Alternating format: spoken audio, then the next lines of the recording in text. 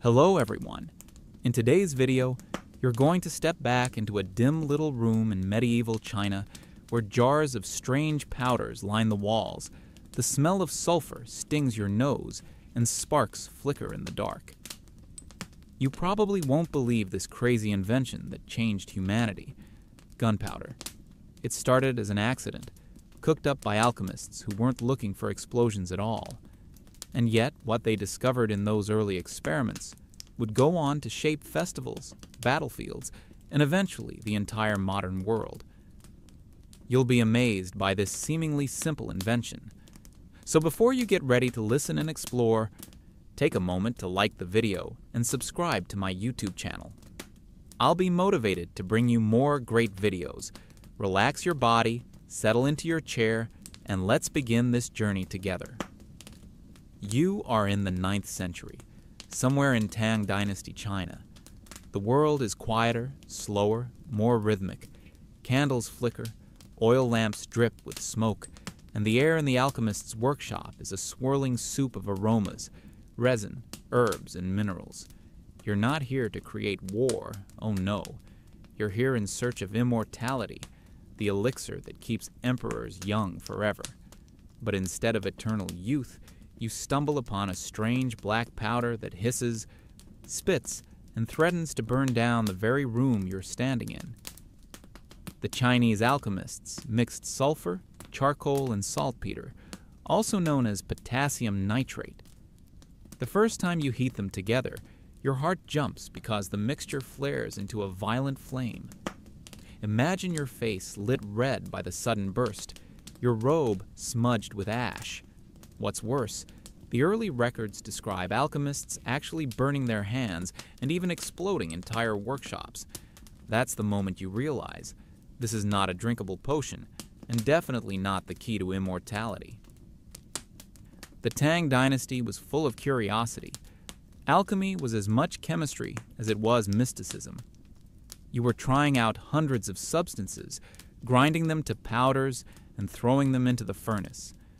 The crackle and pop from this black powder is alarming, but you can't deny it's fascinating. Scientists are still debating whether those first experiments were deliberate or entirely accidental. Did the alchemists know they had created a new chemical weapon in their hands, or did it take centuries for the full potential to be understood? Now, let's be clear. In these early days, gunpowder wasn't called gunpowder at all. It was more like fire medicine, a substance believed to drive away evil spirits, cure disease, or burn in ritual fires. And that's the irony. You're here, clutching what looks like a dangerous poison, but your notebook says this is supposed to heal people. You pack a tiny amount into a bamboo tube, light it, and instead of gentle healing smoke, you get a shower of sparks that send you leaping back against the wall. Imagine walking back to your home through the bustling streets of Chang'an, the Tang capital, with soot on your face. The night market is alive. Lanterns sway, food stalls steam, musicians pluck at their strings. You smell fried dumplings and sizzling meat. You also smell the faint trace of sulfur still clinging to your robes. You can't tell anyone what you found, not yet. After all, it might be dangerous knowledge, or perhaps too embarrassing to admit that your immortality potion nearly blew your eyebrows off. Here's an odd fact to lighten the mood. Some of the earliest recipes for fire medicine actually recommended mixing it with honey. Yes, honey. The alchemists believed the sweetness would balance the medicine's energy. Can you imagine spreading explosive jam on your breakfast bread? That's the kind of quirky experiment that makes history so colorful. Centuries later, scholars would look back at these recipes in disbelief. The mixture was right there, hiding in plain sight, waiting for someone to see it not as a medicine, but as a force. For now, though, you're left with jars of ingredients and a singed wooden table. Your curiosity is unstoppable, but your nerves are shaken. Maybe next time you'll mix a little less sulfur. But isn't that the story of human invention? You go searching for one thing: immortality, beauty, a cure for illness, and you stumble into something entirely different. You were looking for eternal life, and instead you gave birth to a powder that could end lives on a massive scale. That contradiction hangs heavy in the air, even if you can't see it yet. The Tang dynasty passes, and your notes survive. The recipes are copied, rephrased, adjusted by other hands. Some experimenters make fireworks. Others whisper about military uses. By the time the Song dynasty dawns, your discovery is no longer a private laboratory secret. It has begun to seep into the world. It will dance in the night sky as color, roar on the battlefield as fire, and echo through history as one of humanity's most transformative accidents. For now, though, you're still standing there in the flickering glow of your workshop, brushing ash from your sleeve. You feel a strange mix of pride and dread. And if you could peek forward into the centuries, you'd see empires rising and falling, walls crumbling under cannon fire, and entire nations reorganizing themselves around this one smoky invention. But that's far ahead. Tonight, you just discovered that fire can be trapped in powder, and once released, it can never be contained again. The recipe doesn't stay in your little workshop forever. Before long, the black powder moves out of smoky labs and into the bustling streets of the Song dynasty. Imagine yourself stepping into Kaifeng, the glittering capital, during the 11th century. The city is alive. Merchants shouting over the din, lacquered boats gliding down the canal, silk banners flapping in the wind. And tonight, there's a festival. Paper lanterns stretch across the streets like glowing pearls. Vendors fry dumplings until the air smells like sesame oil, and children chase each other with sparklers. You're here to witness something new. Gunpowder not as medicine, but as spectacle. Fireworks.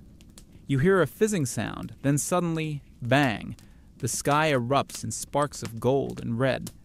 The crowd gasps, then laughs with delight. You tilt your head back and feel the warmth on your face as the first rockets scream upward, leaving smoky trails in the night. This is the same powder that once scorched your sleeve, but now it's been tamed into art. The Song dynasty loved to celebrate. Lantern festivals, New Year's feasts, temple fairs, these were excuses to show off the wonders of the age. And fireworks fit perfectly. They weren't just fun. They were magical. People believed the booming explosions scared away evil spirits. Families huddled together, kids squealing as another firework burst into a cascade of green sparks. You can almost hear the whispered prayers beneath the laughter. Keep us safe, grant us fortune, drive the demons away. It's funny to think that centuries later, scientists would explain the colors of fireworks with chemistry: copper for blue, strontium for red, sodium for yellow. But in the Song dynasty, no one cared about atomic spectra. They just cared that the heavens seemed to be celebrating with them. Scientists are still debating whether the invention of fireworks was a deliberate attempt to harness gunpowder for beauty, or simply an accidental byproduct of military experimentation. Either way, the artistry stuck. The court loved it too. Imagine the emperor himself seated on a grand platform, attendants fanning him as the fireworks burst overhead. The courtiers would bow low, their silk robes pooling on the ground, while musicians played gongs and flutes. The smell of smoke drifted over the palace gardens, mingling with the fragrance of plum blossoms. The emperor would smile, just for a moment, as the night sky crackled with light. Now, here's an odd fact for you. In some records, early fireworks were so crudely made that they sometimes exploded backward instead of upward. That meant, instead of shooting into the sky, the firework might blast into the crowd. You can picture people running for cover, robes on fire, as a hapless fireworker bows and apologizes. It's proof that history's most enchanting inventions often come with a dose of chaos. Still, the joy outweighed the risks. Fireworks became part of identity, a cultural marker that said, "This is how we celebrate." And if you've ever stood in a modern crowd on New Year's Eve, craning your neck as the midnight sky fills with color, you've shared the same feeling those Song citizens had nearly 1,000 years ago. The connection is real. You and they are both staring upward, jaws open, hearts beating a little faster from the bang. But the powder's dual personality was always there. For every lantern festival where sparks danced harmlessly, there was a soldier watching closely, thinking, what if we point this at the enemy instead of the sky? You can imagine a general in his tent, tasting the smoky air after a festival, and wondering if those same rockets could rain down on an advancing army. The seed of weaponization was already planted. Still, for now, the festival is yours to enjoy. You're surrounded by lantern light, the river glittering with reflections, the sky exploding with fireflowers. You laugh at the children waving handheld rockets like they're magic wands. You bite into a candied hawthorn stick, sweet and sticky, while your ears ring from the latest blast. You forget, just for a moment, that this same powder will one day change the way walls fall, empires crumble, and entire continents wage war. But remember who laid the foundation: those Tang alchemists with their honey-sweetened recipes. This is their legacy too, transformed by culture into art. It's proof that invention doesn't move in a straight line. It swerves, it surprises, it creates beauty before it creates destruction. The crowd begins to disperse, smoke hanging low in the night air. Ash drifts down like dark snowflakes. You brush some from your shoulder and watch the last rocket burst into a faint green flower. People clap softly, some murmuring blessings. The festival is over, but the memory sticks with you, the sense that you've seen the sky rewritten by human hands. And so you leave Kaifeng's lantern-lit streets with your heart lighter and your ears ringing. What started as alchemical fire medicine has become a people's wonder, lighting up the festivals of the Song. Yet, in the back of your mind, the question lingers: how long can something this powerful remain just a toy for the heavens? The festivals fade, the lanterns dim, and the fireworks' smoke drifts away into memory.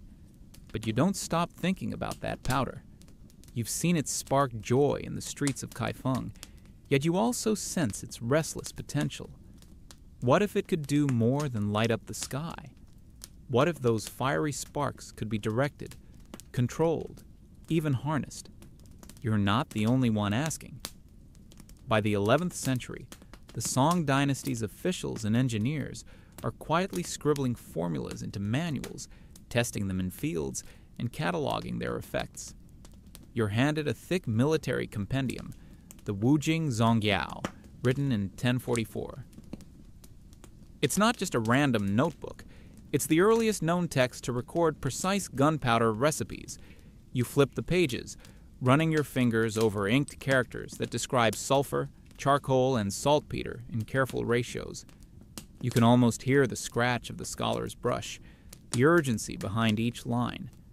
This isn't alchemy anymore. It's engineering. Picture yourself standing beside a soldier as he mixes the ingredients in a clay bowl. He's cautious, his hands trembling slightly.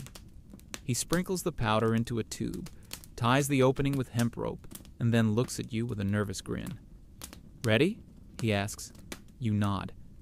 The torch touches the fuse. Fizz. Whoosh! A column of flame leaps out, startling everyone.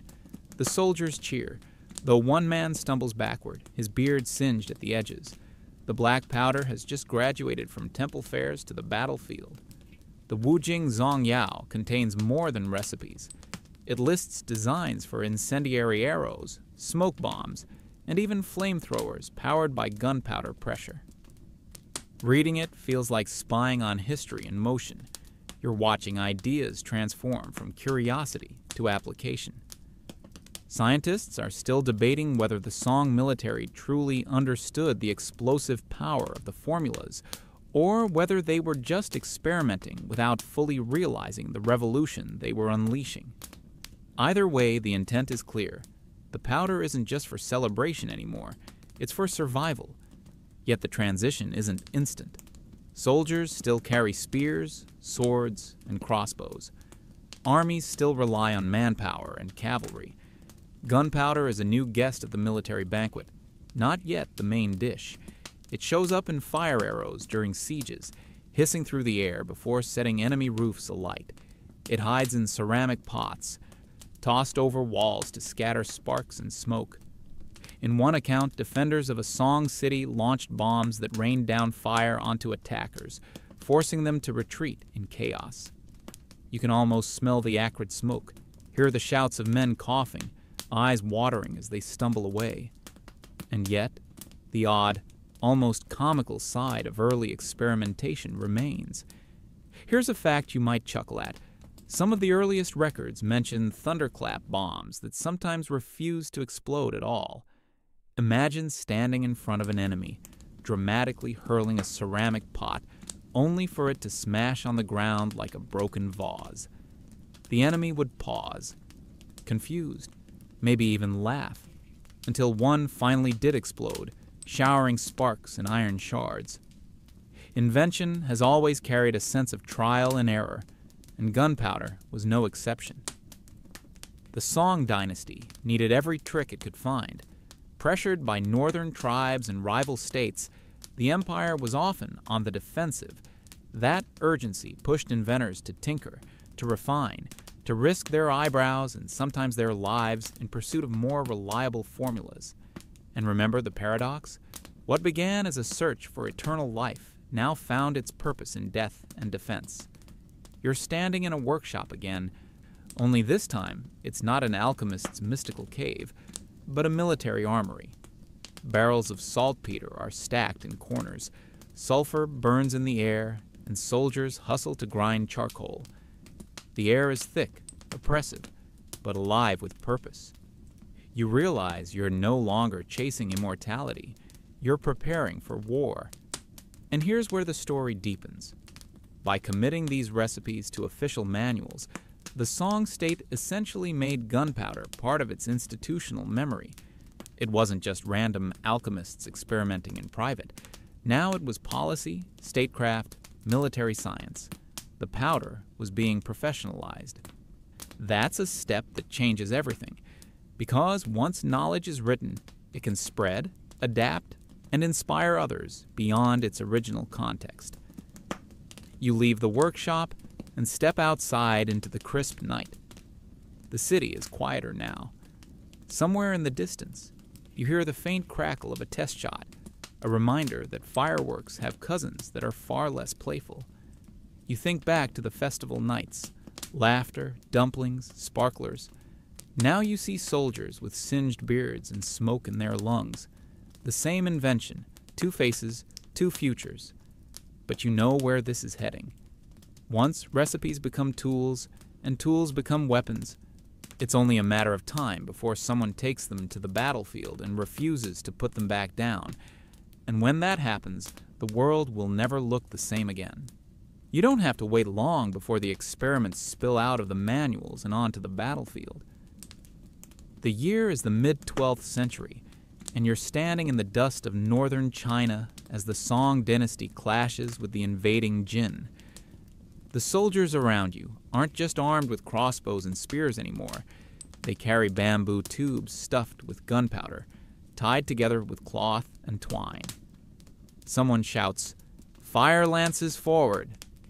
And suddenly the air is filled with hissing sparks and roaring flame. The fire lance is one of the first true gunpowder weapons. At first, it's basically a spear with a tube lashed to the side. The soldier jabs with the spear while lighting the fuse, and the tube spews a blast of fire in the enemy's face. You can smell the sulfur, feel the searing heat, and hear the panicked cries of horses as they shy away from the sudden burst of flame. Primitive? Yes, but terrifying to anyone who had never seen fire spit out of a weapon before. You march alongside the Song troops, watching as they press these weapons into use against the Jin cavalry. The first few fire lances sputter, fizzle, and die out. A soldier curses under his breath, throwing the useless tube aside. But then one bursts forth with a violent roar. Flames shooting 3 meters ahead, sparks showering over enemy shields. The cavalry line hesitates. Horses rear, riders shout, and for a moment the unstoppable jinn seem uncertain. This is how invention works. Not clean, not perfect, but messy and frighteningly effective when it does succeed.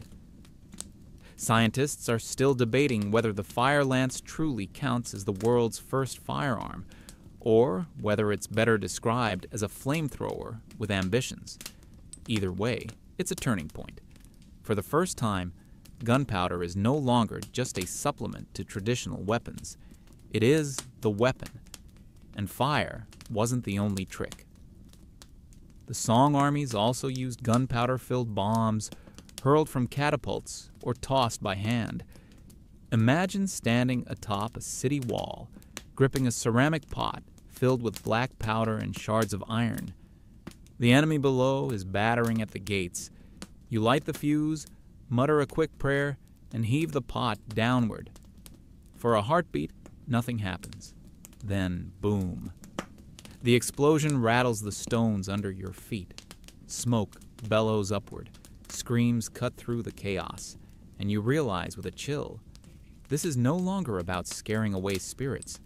This is a tool of destruction.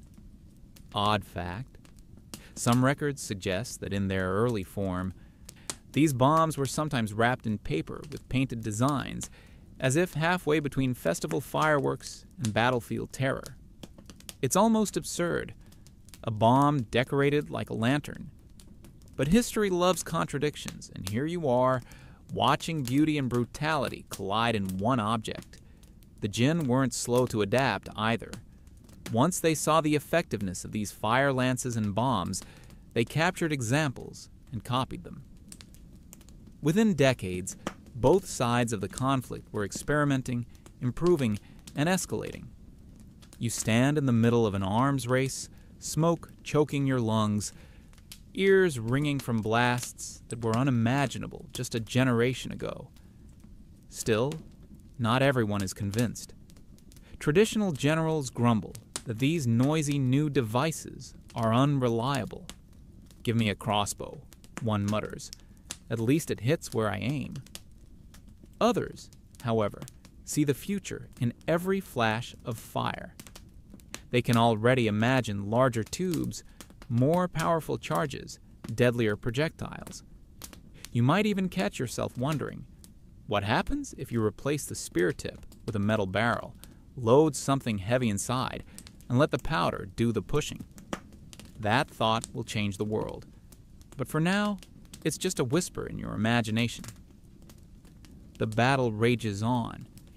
You see a squad of soldiers lighting fire lances in unison, charging forward with a wall of flame. The jinn scatter briefly, but then regroup, pressing their numbers and strength.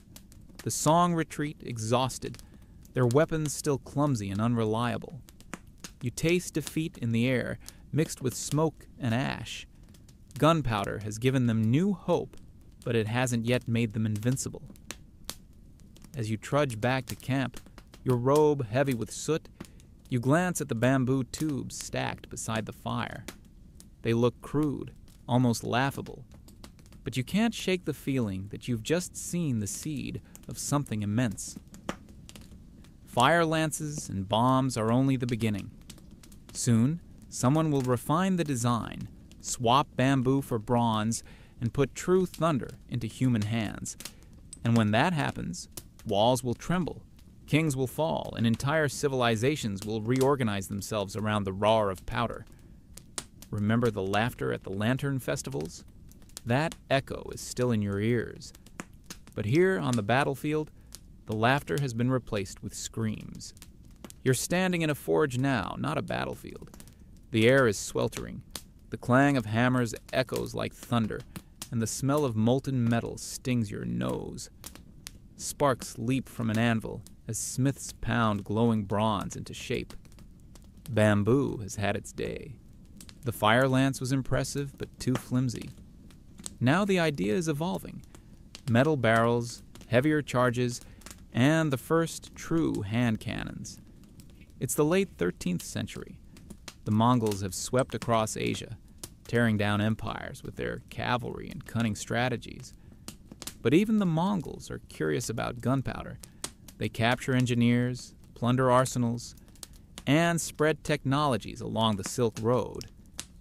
In the chaos of these years, the hand cannon takes form, a stout bronze tube mounted on a wooden staff. You pick one up, and it feels heavy, awkward, like holding a baby dragon that refuses to be tamed. A soldier shows you how it works. Powder is poured into the rear, a lead or stone ball dropped in on top, then packed with wadding. A small hole near the back waits for the fuse. The soldier crouches, braces the cannon under his arm, and touches a glowing stick to the hole. Boom! The blast rattles your bones. Smoke envelops you, acrid and choking. The recoil kicks the cannon hard against the soldier's ribs, nearly knocking him off balance. He laughs, coughing, his face streaked with soot. See? A dragon's roar in my hands. This is something entirely new. No longer a spear with flames, no longer a pot hurled from above. This is a weapon that spits death from its mouth, launching a projectile with shocking force. You walk forward and see the crater where the ball slammed into a wooden target. Splinters litter the ground like fallen leaves. You realize you're looking at the ancestor of every rifle, pistol, and shotgun that will ever exist. Odd fact. Some of the earliest hand cannons had no handles or proper stocks. They were sometimes lashed to sticks or even carried by two men, one to aim and one to light the fuse. It's almost comical to watch. One man squinting down the barrel, the other fumbling with a smoldering rope, both praying the cannon doesn't explode backward. And yes, sometimes it did. Early metallurgy wasn't perfect, and barrels occasionally cracked under the pressure, turning the weapon into a hand grenade for its own user. Still, the innovation spread fast. By the time of the Yuan dynasty, Chinese armies were deploying hand cannons against rebels and invaders alike. The Mongols, with their vast networks, carried the knowledge westward. You can imagine them galloping across the steppes, a new kind of thunder strapped to their saddles. Cavalry and cannons, an unlikely but world-changing combination. Scientists are still debating exactly when and where the first hand cannon was fired in battle. Some argue for the mid-1200s during conflicts in China. Others point to archaeological finds, like the famous bronze cannon unearthed in Heilongjiang province, dated around 1288. Whatever the case, you know one thing for sure. Once someone lit that first fuse and heard the dragon roar, warfare would never go back to silence. You travel with a band of soldiers testing these new weapons. The first time they use them in battle, the effect is more psychological than lethal. The noise alone startles horses, rattles enemies, and shakes the ground. Imagine facing a wall of men armed with sticks that explode. Even if half of them misfire, the other half are enough to terrify. You can see the look on the enemy's faces: disbelief, fear, then retreat. But there is also humor here. One soldier misjudges the fuse length, lights it too early, and ends up running in circles with a smoking cannon under his arm. His comrades roar with laughter as he finally drops it into the mud, where it sputters out harmlessly. "Better luck next time," someone shouts. History may be heavy, but moments like these remind you it was lived by real people who tripped, fumbled, and laughed just like us. At night, the campfire glows, and the soldiers boast about their new thunder tubes. One insists he could bring down 10 men with a single shot. Another claims the sound alone can summon storms. You sip your tea and smile. You know their wild exaggerations will someday sound tame compared to the weapons yet to come. And still, as you drift to sleep with the smell of smoke in your hair, you think back to those first Tang alchemists. Could they have imagined this? That their search for eternal life would end with men carrying thunder in their arms? It's almost poetic, almost tragic. And it's only the beginning. The roar of the hand cannon doesn't stay locked inside China. You feel the ground shifting beneath your feet as the invention begins to travel, carried not just by soldiers, but by merchants, wanderers, and whispers. The Silk Road stretches before you, dusty tracks across deserts, caravan bells jingling, the faint scent of spices wafting from sacks of pepper and cinnamon. Along with silk, porcelain, and paper, something more volatile makes the journey, the recipe for thunder. It's the 13th and 14th centuries, and the Mongol Empire is the highway of the world. Under their rule, Eurasia is more connected than ever before. You imagine yourself riding with a caravan, camels groaning under heavy loads. At night, around the campfire, stories spread faster than trade goods. Tales of Chinese soldiers who can throw jars of fire, arrows that burst in midair, and cannons that roar like dragons. You lean in, listening, your eyes wide.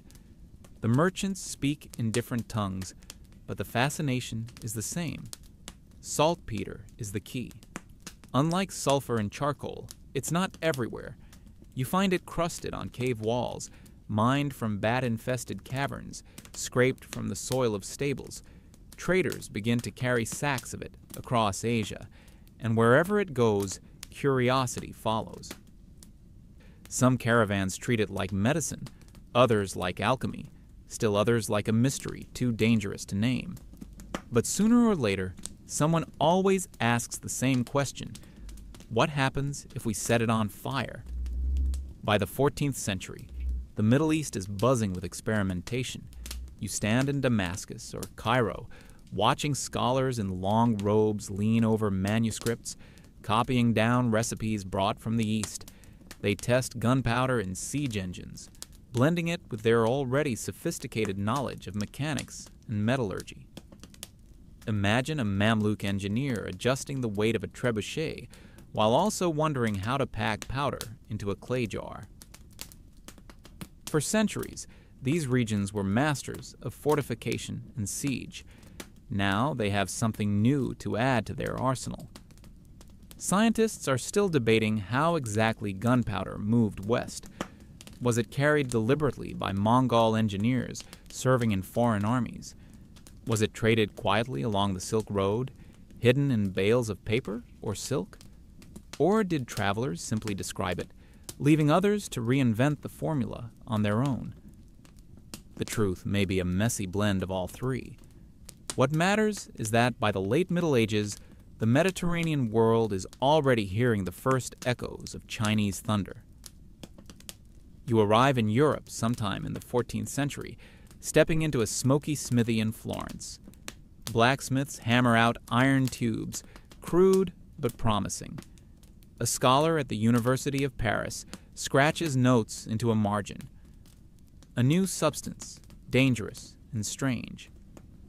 In England, someone experiments with barrels, powder, and projectiles. You can smell the sulfur in the air, hear the sharp crack of a prototype firing in a meadow. Odd fact, early European recipes for gunpowder sometimes got the ratios hilariously wrong. Too much charcoal, and the mixture fizzled. Too much saltpeter, and it burned so fast it just blew itself apart without launching anything. In one recorded test, a powder maker accidentally lit his mixture indoors, blackening his ceiling so thoroughly that his wife refused to let him back into the kitchen. Some things never change. Science often starts with mistakes and a good scolding. But the mistakes don't matter as much as the momentum. Knowledge is spreading, mutating, adapting to local conditions. By the end of the 14th century, European manuscripts casually include recipes for black powder, as if it has always been there. Castles that once seemed unbreakable now tremble at the thought of iron tubes filled with explosive force. And so you walk away from the forge, the caravan, the scholar's desk. Behind you, the trail of powder stretches like a fuse across continents. You know where it leads: Constantinople, Pavia, the walls of empires, the rise of standing armies. But in this moment, you pause to appreciate the sheer miracle of human networks. A handful of ingredients, once mixed in secret by Tang alchemists, has now circled the globe. Remember those fireworks in Song Dynasty Kaifeng? The children squealing at sparks in the night sky? That joy has traveled too, reshaped into new forms, translated into new languages. Beauty and terror always walk together. And as the thunder spreads, you can feel the world leaning forward into a new age. You're standing on the ramparts of Constantinople, the great Byzantine capital, in the spring of 1453. The city has survived sieges before, with walls so thick and high that enemies gave up in despair. You run your hand along the stone. It feels cold, solid, eternal. For 1,000 years, people said these walls could never fall. But tonight, you hear a sound that makes your chest tighten: the thunder of Ottoman cannons. Down in the camp of Sultan Mehmed II, bronze monsters sit on wooden carriages, their mouths wide as cauldrons. One of them, the famous basilica, is so massive it takes dozens of oxen to haul it, and hundreds of men to operate. You watch as teams of soldiers load it with powder and a stone ball the size of a small car. They ram it in with wooden poles, sweating under the strain. A fuse is lit, sparks race, and then boom! The ground shakes under your feet. The ball arcs through the air and slams into the walls with a shuddering crack. Dust and fragments rain down. The unthinkable is happening. Stone is meeting thunder, and thunder is winning. The people of Constantinople are terrified. You hear church bells ringing as priests lead prayers, voices echoing off marble domes. Citizens rush to repair the breaches with wood, rubble, anything they can find. The air smells of lime dust and gunpowder smoke, bitter and choking.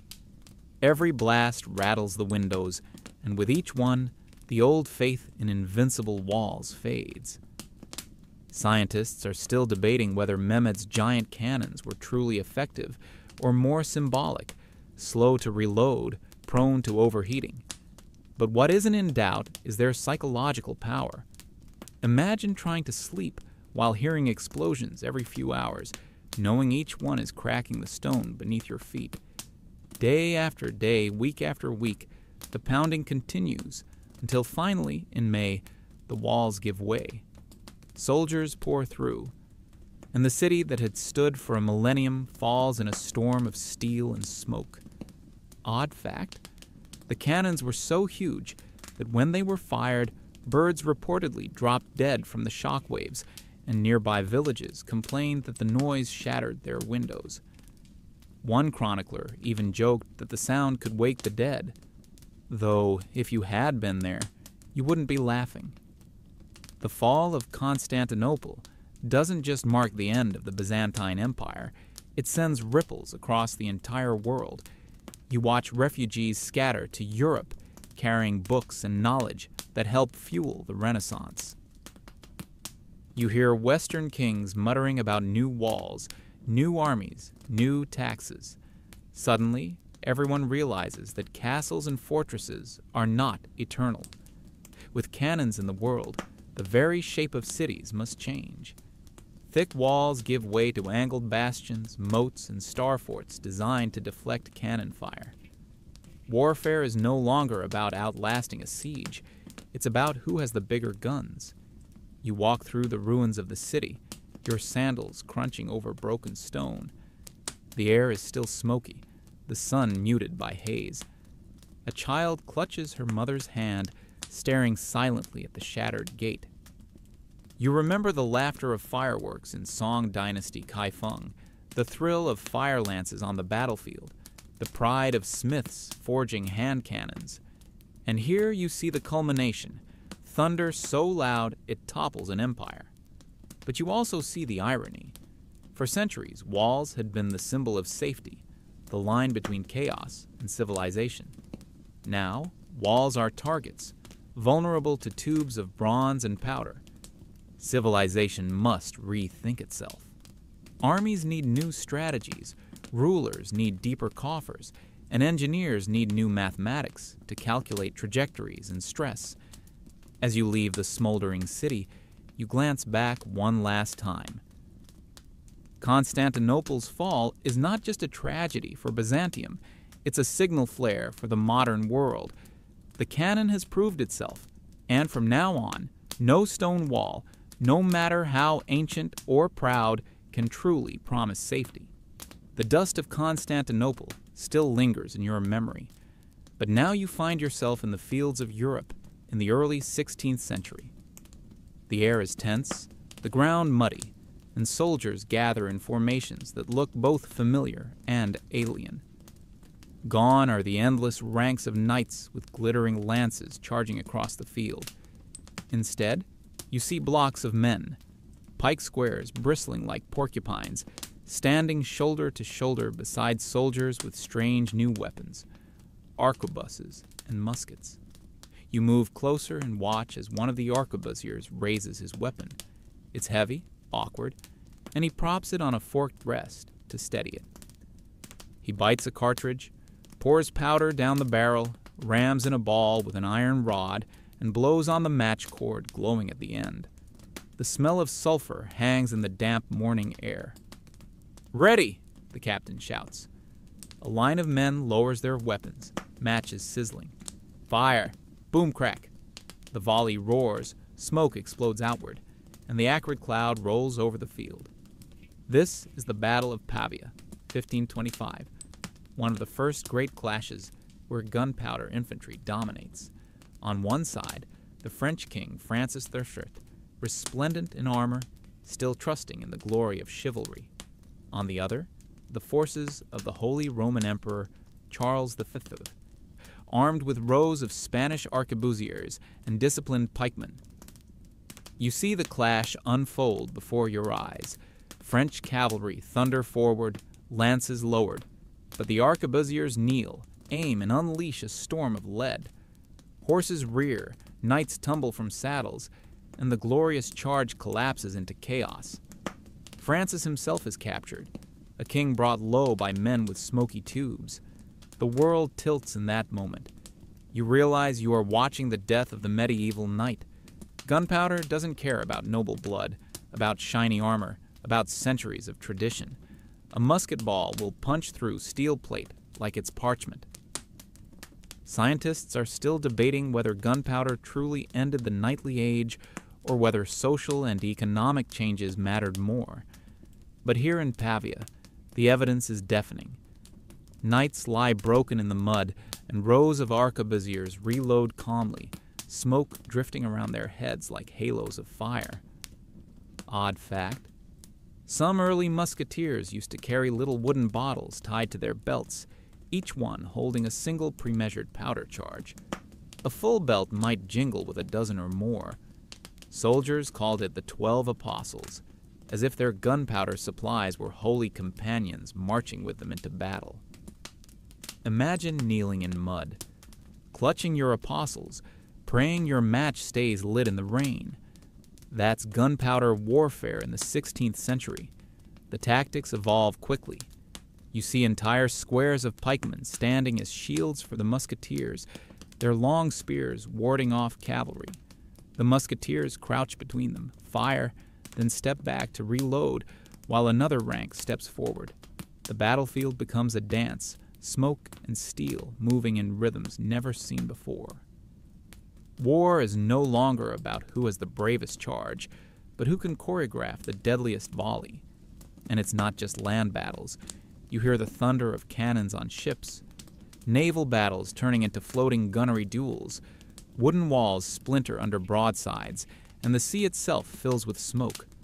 Empires begin to dream of oceans conquered not by oars or sails alone, but by rows of iron cannons poking through gunports. standing there in the chaos of Pavia, your ears ringing and your clothes reeking of powder, you realize how far you've come from those first fire lances sputtering on the Chinese frontier. The arquebusier before you may look clumsy, fumbling with powder and ball, but his weapon is the great-grandfather of modern rifles, and his victory is rewriting history. The French retreat, their banners trampled, their king in chains. The Spanish pike and shot formations stand victorious, proof that discipline and firepower now outweigh chivalry and courage alone.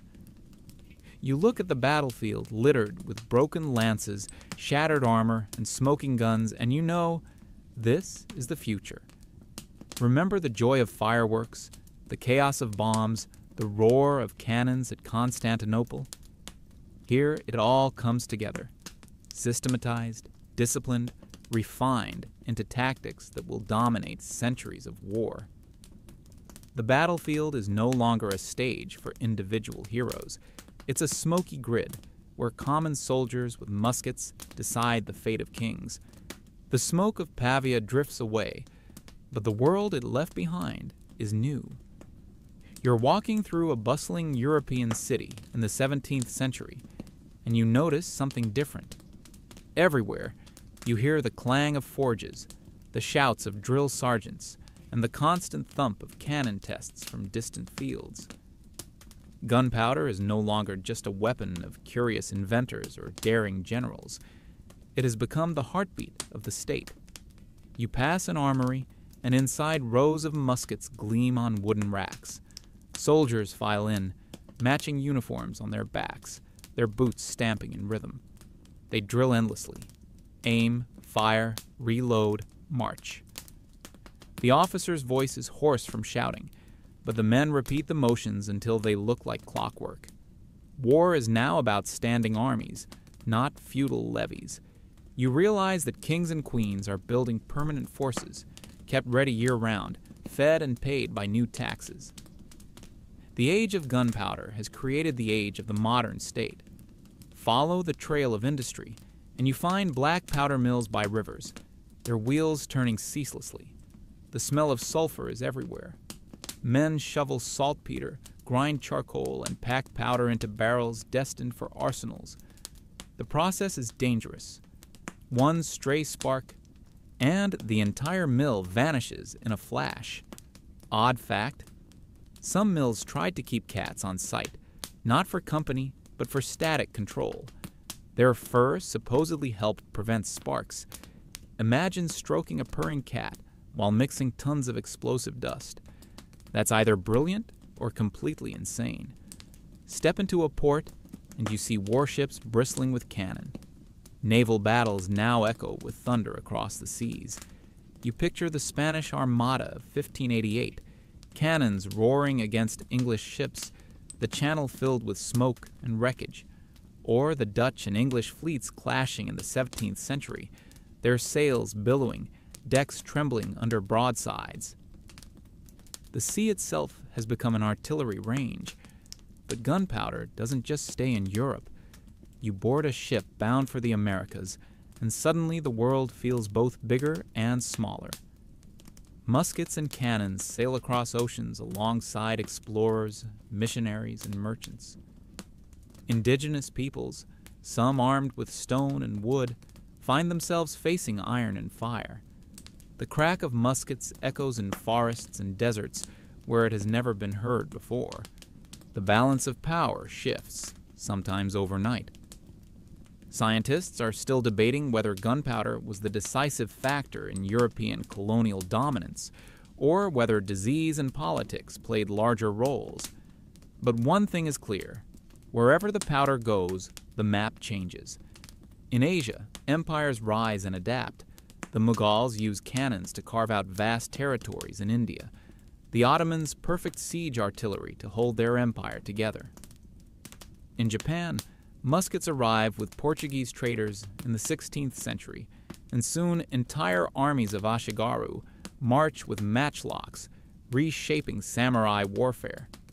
You can almost hear the hiss of match cords in the mist of Nagashino, 1575, where Oda Nobunaga's disciplined gunners cut down charging cavalry. The ripple effects reach beyond battlefields.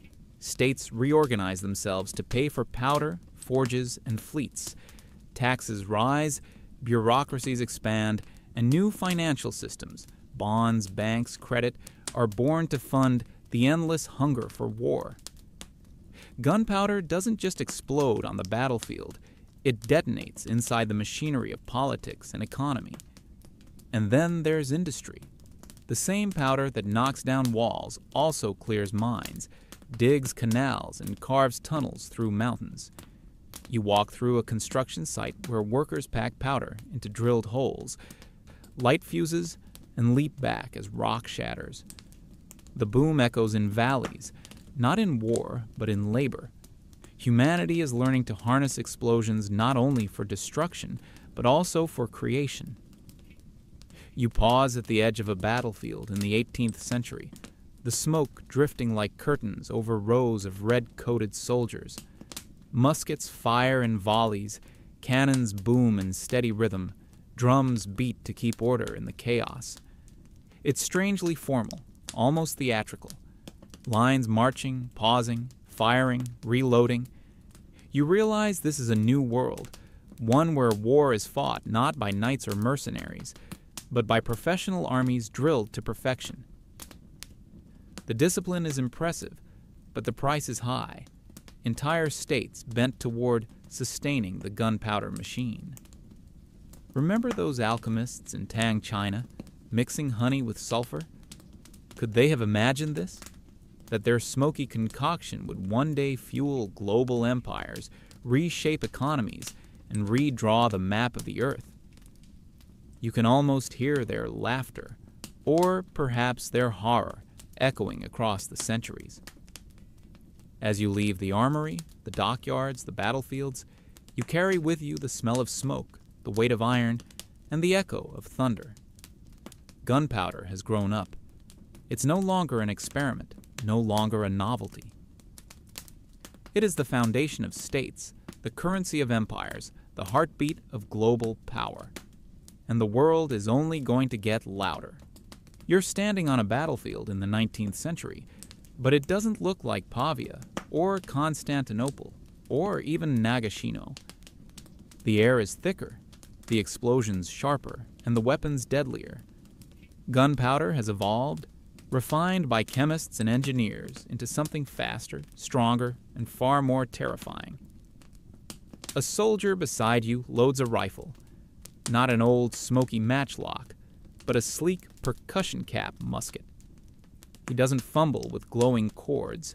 Instead, he snaps a tiny cap into place, rams the bullet down the barrel, and cocks the hammer. The shot cracks through the air with precision. Across the field, lines of men fall, not because of a clumsy volley, but because the new weapons fire faster, farther, and more reliably. Muskets give way to rifled barrels, Minier balls, and eventually breech-loading rifles. You realize you are watching war accelerate. The American Civil War shows you the power of these changes. At Gettysburg, Antietam, Shiloh, you hear thunder rolling across hills for hours, days. Soldiers fall by the tens of thousands, not because generals are suddenly crueler, but because technology has outpaced tactics. Officers still order frontal charges into fortified positions, as if muskets were short-range tools, not precision killers. The result is carnage on a scale that makes medieval battlefields look like skirmishes. Meanwhile, cannons have grown sleeker, stronger, and more mobile. Artillery now fires shells that explode on impact, spraying shrapnel in every direction. At Sevastopol during the Crimean War, you hear the boom of heavy guns echoing over the Black Sea, shells crashing into trenches. The world is learning that gunpowder can shape not just battles, but entire landscapes. Odd fact: in the Crimean War, soldiers in the trenches sometimes used empty cannonballs as cooking pots, balancing them over small fires. Imagine simmering soup in the same iron that once was meant to smash walls. That's either poetic recycling or a very questionable kitchen choice. But the story of the 19th century isn't just about Europe or America. Across the globe, gunpowder continues to redraw borders. The British Empire stretches its reach with cannons on ships, dominating coasts from India to Africa. In Japan, the Meiji Restoration embraces modern firearms and artillery, ending centuries of samurai dominance almost overnight. In Africa, old kingdoms face gunpowder-armed colonizers, and the balance of power shifts in brutal fashion. Scientists are still debating whether technology or strategy was the decisive factor in colonial conquest, but you can feel how much the thunder tilted the scales. The chemistry also changes. Black powder, smoky and messy, begins to face rivals. Nitroglycerin and dynamite appear in the mid-19th century, Alfred Nobel's inventions that take blasting power to new heights. You see miners cheering as tunnels are cut faster, canals carved deeper, mountains split open by controlled explosions. But you also sense the shadow. If dynamite can build, it can also destroy. The line between progress and peril grows thinner. By the late 19th century, you watch as smokeless powder replaces traditional black powder. The air is clearer now, no longer choked with dense clouds after every volley. Guns can fire farther without giving away their position. Machine guns arrive, spitting hundreds of rounds in minutes. You shiver, realizing how much deadlier battlefields are about to become. Standing on the edge of this century, you look back across the journey. From Tang alchemists chasing immortality, to Song dynasty fireworks, to Ottoman cannons at Constantinople, to arquebusiers at Pavia, to the endless rows of musketeers, to the thunder of global empires. You remember the laughter of children at fireworks, the scolding of a wife over a blackened ceiling, the sound of cannons shaking the earth. And you realize, gunpowder is not just one invention. It is a thread woven into every corner of human history. Celebration and destruction, beauty and terror, science and accident. Now the world stands on the threshold of the 20th century, where smokeless powder, machine guns, and industrialized armies promise wars greater than anyone has yet imagined. The thunder that began with a spark in a Tang workshop is about to engulf the globe. And here, you pause. Let the echo of explosions fade. Let the smoke drift away. Let history settle for a moment, so you can take a breath. So here we are, after a journey of sparks and smoke, across centuries of laughter, terror, and invention. From the quiet hands of alchemists to the roaring cannons that toppled walls, gunpowder has walked beside humanity, reshaping how we fight, how we build, and even how we celebrate. Slow down with me now. Close your eyes and imagine that first tiny spark, the hiss of sulfur, the crackle of charcoal, the bright flash of saltpeter igniting. It was such a small thing, so fragile and fleeting. Yet from it came empires, revolutions, and an entirely new rhythm of life and death. The thunder spread, and the world was never the same. And yet, not all of its echoes were violent. Think of the fireworks, the way children tilt their heads back, eyes glowing as the sky blossoms with color. Think of the miners carving tunnels through stone, of railways snaking across continents, of bridges that might never have stood without the controlled power of an explosion. Beauty and utility are tangled together in the story of gunpowder, just as much as destruction and fear. As you sit here listening, let the images blur. See the dragon fire lances, the trembling walls of Constantinople, the smoky fields of Pava, the booming fleets of empire, the trenches of the 19th century. Let them fade into one long rolling thunder that drifts across history and dissolves into silence. Now, look around and think about whether the things around you are a great invention. If you want me to bring you any other inventions, please comment below. I will be happy to find out and try to bring you the most interesting information. I wish you a relaxing break or a productive working day. All the best to you and your family. See you in the next videos.